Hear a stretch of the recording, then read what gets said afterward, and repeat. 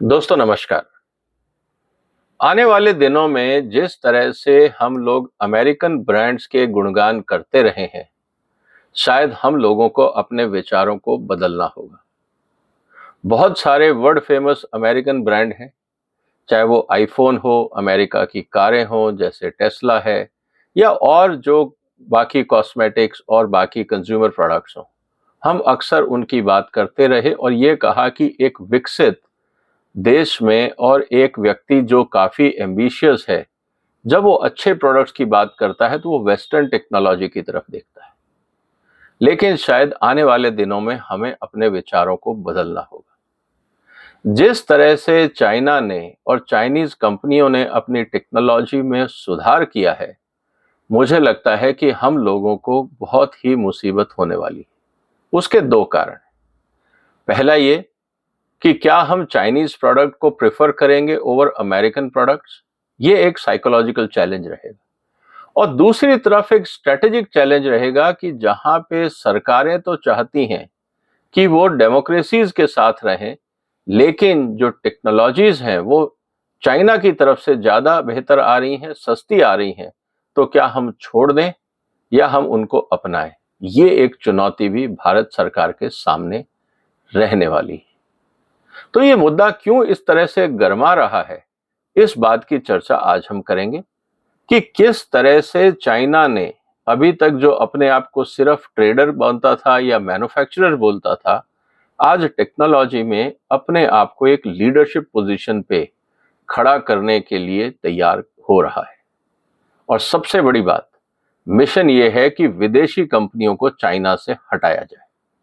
ये पूरा मुद्दा क्या है, इसकी चर्चा आज मैं करूंगा। हमेशा मैं अक्सर ये कहता रहा हूं कि चाइना पे हमें नजर रखनी चाहिए, इसलिए नहीं कि वो हमारी सीमाओं से लगा हुआ है और हमारे बॉर्डर्स पे परेशानी होती है। इसके अलावा भी जिस तरह से चाइना ने अपनी इकोनॉमिक डेवलपमेंट करी है, जिस तरह से वहां उन्होंने अपने यहाँ पे इंफ्रास्ट्रक्चर, एजुकेशन, बाकी ह्यूमन रिसोर्सेज को डेवलप किया है, शायद भारत को बहुत कुछ सीखना है।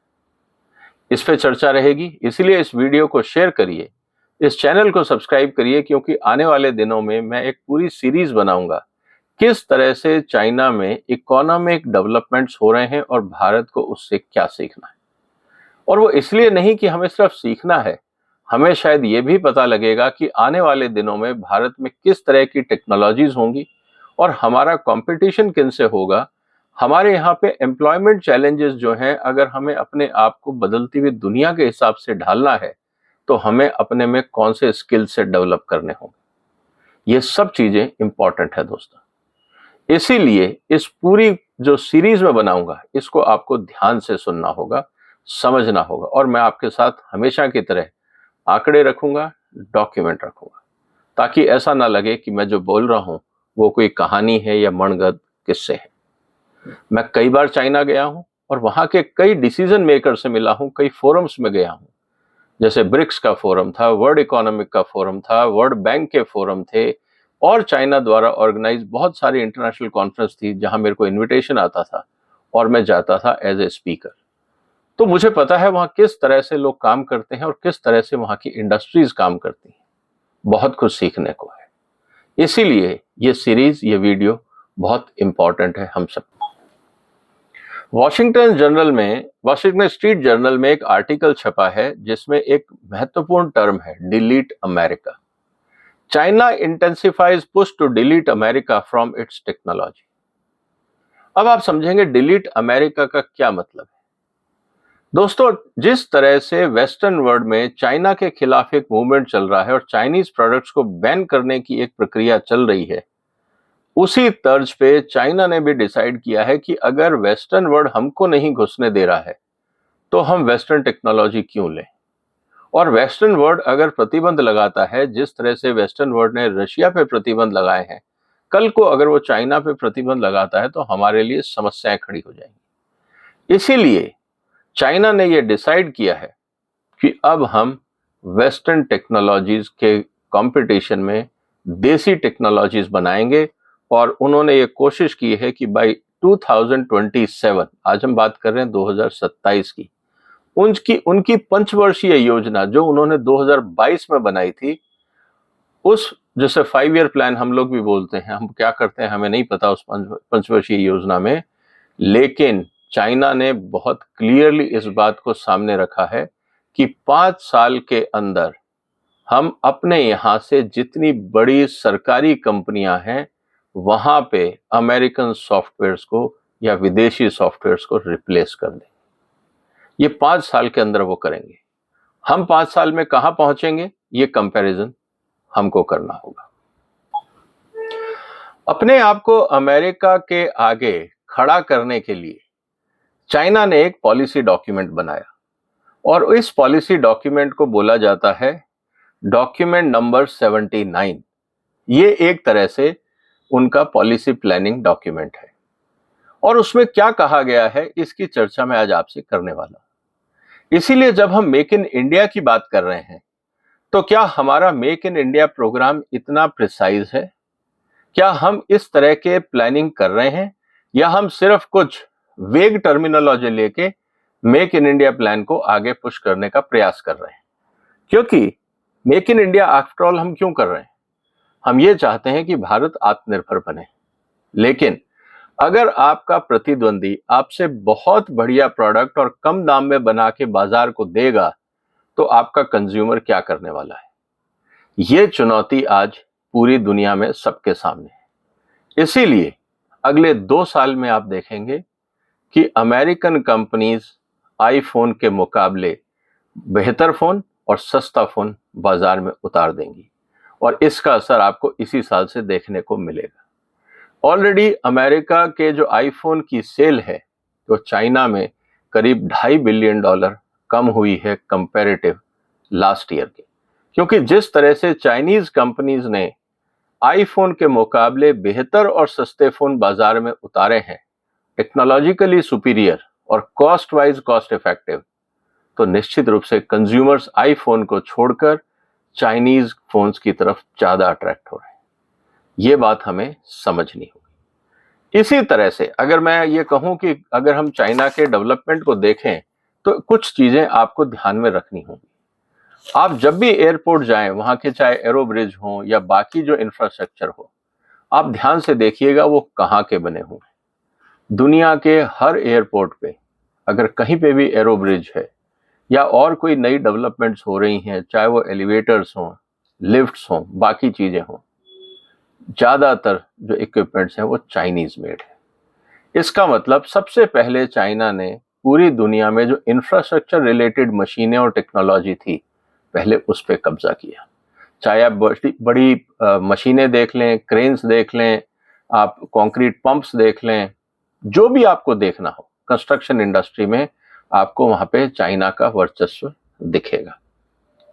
फिर जब 2008 का क्राइसिस आया, पूरी दुनिया में क्राइसिस था, प्राइसेस क्रैश हो रहे थे, चाइना ने पूरी दुनिया में कमोडिटीज के ऊपर कब्जा किया। बहुत से देशों में उन्होंने वहां की माइंस खरीदी, फैक्ट्रियां खरीदी, वहां के जो प्लांट्स थे, माइनिंग प्लांट्स, जो प्रोसेसिंग प्लांट्स थे, उन पे उन्होंने स्टेक लिया और जहां तक हो सका दुनिया में कमोडिटी मार्केट में एक बहुत बड़ा रोल आज चाइना का है। उसके बाद उन्होंने स्पेशलिटी केमिकल्स, चाहे वो फार्मास्यूटिकल हो, एग्रोकेमिकल्स हो या बाकी कॉस्मेटिक रिलेटेड केमिकल्स हो, उन पे उन्होंने कब्जा किया ताकि दुनिया की जितने भी ब्रांड सप्लायर्स हैं वो उन पे डिपेंडेंट हो जाए, और ये हुआ भी। इसीलिए आज भी भारत में हम कितना भी मेक इन इंडिया की बात करें, हमारी फार्मास्यूटिकल इंडस्ट्री, हमारी एग्रोकेमिकल इंडस्ट्री, कॉस्मेटिक इंडस्ट्री, जितने भी स्पेशलिटी केमिकल्स हैं जो खरीदते हैं वो ज्यादातर चाइनीज हैं। वहां यूरोपियन और अमेरिकन कंपनी ऑपरेट जरूर करती हैं, लेकिन वो हैं सब मेक इन चाइना। इसी तरह से जब हम मोबाइल इंडस्ट्री की बात करते हैं, इलेक्ट्रिकल्स की बात करते हैं, इलेक्ट्रॉनिक्स की बात करते हैं, ऑटोमोबाइल्स की बात करते हैं, जो ओईएम्स हैं वो जो अपने कंपोनेंट्स लाते हैं वो भी ज्यादातर चाइना से ही आ रहे हैं। तो इसका मतलब जो इंजीनियरिंग इंडस्ट्री है उसमें भी चाइना ने पूर्ण रूप से अपना हस्तक्षेप कर रखा है। जब ये सब हो रहा था तो चाइना में एक सबसे बड़ा चैलेंज ये हो रहा था कि मैन्युफैक्चरिंग तो बढ़ रही थी लेकिन साथ साथ पॉल्यूशन बढ़ रहा था, और अपना टर्नओवर बढ़ाने के लिए चाइना को और ज्यादा प्रोडक्शन करना पड़ता था ताकि उनकी ग्रोथ रेट और एम्प्लॉयमेंट बरकरार रहे। लेकिन प्रॉब्लम क्या थी कि प्रॉफिट मार्जिन उतना नहीं था, वैल्यू एडिशन नहीं हो रहा था, वो सिर्फ पूरी दुनिया के लिए लेबर जॉब करते थे। अब चाइना ने इस नीति को बदल दिया है। चाइना ने कहा है हम दूसरों के लिए काम नहीं करेंगे, हम अपने ब्रांड बनाएंगे। इसीलिए आप देखिए, आप हिंदुस्तान के अंदर आईफोन और सैमसंग को छोड़ के बाकी जितने बड़े ब्रांड्स हैं वो सब चाइनीज ब्रांड हैं, जो कभी दूसरी कंपनियों के लिए ओईएम का काम करते थे, दूसरों को प्रोडक्ट बना के देते थे। चाइना ने अपनी इस नीति को बदल दिया कि हम दूसरों के लिए मजदूरी नहीं करेंगे, हम अपना ब्रांड बनाएंगे। इसी तरह से एग्रोकेमिकल कंपनी में भी पिछले 2 साल के अंदर चाइना ने करीब $100 बिलियन खर्चे हैं और दुनिया के जो इंपॉर्टेंट ब्रांड्स हैं उनको खरीद लिया, क्योंकि एग्रोकेमिकल्स में नया ब्रांड क्रिएट करने में टाइम लगता है, फार्मर एजुकेशन, फिर उनका रजिस्ट्रेशन, फिर ट्रायल्स, फिर एफिकेसी ट्रायल्स, बहुत लंबा प्रोसेस। उन्होंने बहुत सही तरीका अपनाया कि जो बड़ी कंपनियां थी, बड़े ब्रांड थे दुनिया में, उन्होंने उस कंपनियों को ही खरीद लिया, और जिसमें एक सबसे बड़ी कंपनी थी स्विट्जरलैंड की सिंजेंटा, उसको भी चाइनीज ने खरीद लिया। इस तरह से चाइना अपने यहाँ पे अब एग्रोकेमिकल का रॉ मटेरियल भी बनाता है और दुनिया के कुछ सबसे बड़े ब्रांड भी वो ओन करने लगा है। ये स्थिति फार्मास्यूटिकल में भी है। अब जो चैलेंज है, चाइना ने उसको डाइवर्ट कर दिया है 2 जगह पे। एक है कार इंडस्ट्री पे और दूसरा है मोबाइल पे। मोबाइल का एग्जांपल मैं आपको दे चुका हूं। अब पूरा टारगेट उनका है कि दुनिया में जो आईफोन का वर्चस्व है इसको खत्म किया जाए। अब आईफोन के मुकाबले आपको चाइनीज हुआईवी कंपनी के प्रोडक्ट्स बाजार में मिलेंगे, technologically superior, cost wise cost effective. अब आपकी मजबूरी ये होगी कि आपको आईफोन चाहिए या बेटर टेक्नोलॉजी चाहिए, क्योंकि आईफोन अब दुनिया की सबसे अच्छी शायद टेक्नोलॉजी ना रहे। इस बात को भी हमें समझना होगा। इसी तरह से कारों की जहां तक बात आती है, हम ईवीज की बात कर रहे हैं, हम टेस्ला की बात करते हैं, लेकिन अगर आप ध्यान से देखें तो अमेरिका की जो टेस्ला कंपनी है उसकी सेल के मुकाबले जो चाइनीज कंपनीज हैं उनकी सेल बेहतर है। उन कंपनियों ने इवन इलेक्ट्रॉनिक्स के अंदर, ईवीज के अंदर टेस्ला को पछाड़ के बेहतर टेक्नोलॉजी डेवलप कर ली। आने वाले समय में वो कार भी भारत में देखने को मिलेगी। तो ये चुनौतियां बहुत सीधी अपफ्रंट है। अब जो चाइना ने कहा है, अभी तक हम हार्डवेयर की बात कर रहे थे, 2022 में जो चाइना ने फोकस किया है कि अब सॉफ्टवेयर भी हम विदेश से नहीं खरीदेंगे। इसका मतलब उन्होंने अपनी कंपनियों को यह कहा है कि जितने भी सॉफ्टवेयर आप इस्तेमाल कर रहे हैं, अब हमें ना माइक्रोसॉफ्ट चाहिए ना गूगल चाहिए, ना आपको एंड्रॉयड चाहिए ना विंडो चाहिए, आप अपने सॉफ्टवेयर बनाइए। और इमेजिन करिए जब चाइना की कंपनियां चाइनीज सॉफ्टवेयर पे चल रही होंगी, वहाँ के ऑफिसेज, वहाँ के स्कूल्स, वहाँ के कॉलेजेस, वहाँ के कंज्यूमर्स अगर चाइनीज सॉफ्टवेयर पे चल रहे होंगे और वो सॉफ्टवेयर वेल स्टैब्लिश हैं, तो क्या आपको लगता है कि जो सस्ते फोन दुनिया में आएंगे चाइना से, क्या वो एंड्रॉयड इस्तेमाल करेंगे या चाइनीज प्लेटफॉर्म को इस्तेमाल करेंगे? उस स्थिति में भारत सरकार और पूरी दुनिया की बाकी सरकारों की स्थिति क्या होगी? आपको अगर बेहतर टेक्नोलॉजी चाहिए, अवेलेबल है, लेकिन चाइनीज है। आपको सब स्टैंडर्ड टेक्नोलॉजी चाहिए या नंबर 2 ग्रेड की टेक्नोलॉजी चाहिए, तो वो शायद आपको यूरोप और अमेरिका से मिल जाएगी, लेकिन फिर आपको परफॉर्मेंस पे कॉम्प्रोमाइज करना होगा। एक बहुत ही कॉम्प्लिकेटेड सिचुएशन आने वाले दिनों में हमें देखने को मिलेगी। अब इसका एक ही इलाज है दोस्तों, अब इसका इलाज एक ही है कि हमें पूरी दुनिया में R&D पे और इनोवेशन पे ध्यान देने की जरूरत है। चाइना ने इस बात को समझ लिया, डिपार्टमेंट वाइज उन्होंने प्लान बनाया। उस पूरे डॉक्यूमेंट का, ये बहुत कॉन्फिडेंशियल डॉक्यूमेंट उन्होंने रखा हुआ था और इसके बारे में हर जगह ये कहा गया था कि अवेलेबल नहीं है, लेकिन कहीं से CIA ने इस डॉक्यूमेंट को निकाला और इसका ट्रांसलेशन इंटरनेट पे डाला, और वो डॉक्यूमेंट भी अब मेरे पास है। और मैं आपको उसमें कुछ चीज़ें इसलिए बताना चाहता हूँ कि अगले वीडियो में, आने वाले दिनों में, मैं उसकी डिटेल में चर्चा करूँगा कि जो फोकस है उसका प्रयास बहुत सीधा सा है कि चाइना के प्रेसिडेंट ने बहुत साफ कह दिया चाइनीज कंपनीज को कि आप अपनी टेक्नोलॉजी को वर्ल्ड के साथ बेंचमार्क करिए। अपने रिसर्च कमरे में बैठ के खुद आपको सोचने की जरूरत नहीं है। कि हमें ये करना है, हमें वो करना है, इसकी कोई ज़रूरत नहीं है। आप ये देखिए कि आपके सामने एप्पल की टेक्नोलॉजी है, आपको उससे बेहतर बनानी है। आपके पास कारों में टेस्ला है, दुनिया की सबसे अच्छी कार, आपको उससे बेहतर बनाना है। इसी तरह से हर क्षेत्र में उन्होंने ये कहा है कि आपके सोच की ज़रूरत नहीं है, आप अपने आप को वर्ल्ड्स बेस्ट टेक्नोलॉजी के आगे बेंचमार्क करिए और फिर प्लान बनाइए। क्योंकि जो सबसे इंपॉर्टेंट चीज है कि we shall push state owned enterprises, SOE बोलते हैं वो, टू जिसको हम पीएसयूज बोलते हैं, पब्लिक सेक्टर जो एंटरप्राइजेस होते हैं उसकी जगह state owned enterprises. We shall push SOEs to refine their value creation systems, मतलब उनकी रिसर्च, सिर्फ खाना पूरी की रिसर्च नहीं, actually result oriented. Raise their value creation ability, ये करना पड़ेगा उनको। हमारे यहाँ क्या हो रहा है, आईसीआर, सीएसआईआर, कौन सा वैल्यू एडिशन क्रिएट कर रहे हैं, इसकी बेंचमार्किंग होनी चाहिए। तो मोदी साहब जब दोबारा सत्ता में आएंगे तो मुझे लगता है कि इस पे ध्यान देना उनकी प्रायोरिटी होगी। Speed up the transformation from the quantitative skill to qualitative effectiveness and efficiency.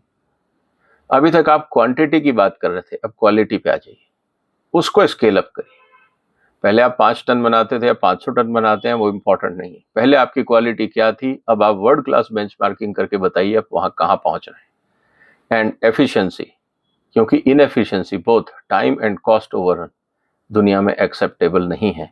From focusing on short term performance to focusing on long term value addition, कि आज का माल बिक गया इसलिए घटिया सस्ता कुछ भी बना दिया चलेगा, वो बात अब जमने वाली नहीं है। अब देखना होगा कि चाइना के लिए लॉन्ग टर्म वैल्यू क्रिएशन कैसे होगा। And from a single value perspective to overall concept of value, सिर्फ एफिशिएंसी है, सस्ता है, हल्का है, महंगा है, ये नहीं चलेगा। इंक्लूडिंग सस्टेनेबिलिटी और बाकी जितने पैरामीटर हैं, पूरी बात आपको समझनी होगी। And as to better fulfil their economic, political and social responsibility, अब स्टेट एंटरप्राइजेस को समझना होगा कि वो अपनी इकोनॉमिक, पॉलिटिकल और सोशल रिस्पॉन्सिबिलिटी को समझें and provide strong support for accelerated construction of world class enterprises। हम बहुत अच्छे हैं, हिंदुस्तान में हम सबसे अच्छे हैं, हम चाइना में सबसे अच्छे, नहीं चलेगा। चाइनीज प्रेसिडेंट का मैंडेट बहुत क्लियर है, you have to become world class organisation. आपका कंपटीशन लोकल कंपनी से नहीं है, आपका कंपटीशन आईफोन से है, टेस्ला से है, दुनिया की सबसे बड़ी फार्मा कंपनियों से है, सबसे बड़ी एग्रोकेमिकल कंपनियों से है, सबसे बड़ी फूड कंपनियों से है, सबसे बड़ी टेक्सटाइल कंपनियों से है, कॉस्मेटिक की कंपनियों से है, ट्रांसपोर्ट कंपनियों से। आपका चैलेंज वहां है, टाइम पास करने के लिए काम नहीं चलेगा। मुझे लगता है इसका असर हमें आने वाले दिनों में मिलेगा। और बहुत सारी चीजें इस डॉक्यूमेंट में हैं जिसकी मैं चर्चा आने वाले दिनों में करूंगा, इसीलिए आप इस वीडियो को दोबारा देखते रहिएगा ताकि आपके पास कनेक्टिविटी रहे कि क्या बात हम कर रहे थे। इस चैनल को सब्सक्राइब कर लीजिए ताकि आप किसी पॉइंट को मिस ना करें। फिलहाल दोस्तों में इसको शेयर करिए, अपना ध्यान रखिए। फिर मुलाकात होगी एक और महत्वपूर्ण मुद्दे के साथ, और इस सीरीज का भी अगला पार्ट अगले 2-3 दिन में मैं आपको दूंगा। ध्यान रखिए। फिलहाल वंदे मातरम।